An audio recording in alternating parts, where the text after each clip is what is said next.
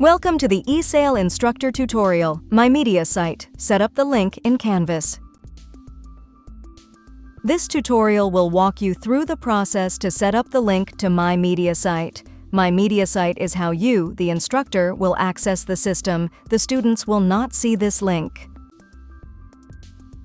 First, log into Canvas at https://canvas.tamu.edu. Second, enter your net ID, click Next, then enter your password and click Sign In. When prompted by your phone's Duo application, tap the Approve button. You are now logged into Canvas. Choose your course from your dashboard.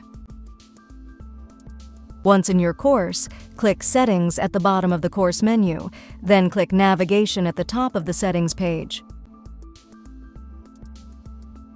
Scroll down the page to find the My Mediasite menu item, click the three dots, and choose Enable. This will move it up to the active portion of the menu.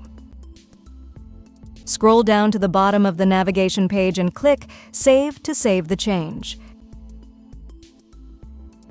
You did it! Whoop! Keep in mind that My Mediasite is how you interact with your videos. For more detailed information on My Mediasite, please see our tutorial titled Using My Mediasite. If you need more help, please contact us at esale@tamu.edu.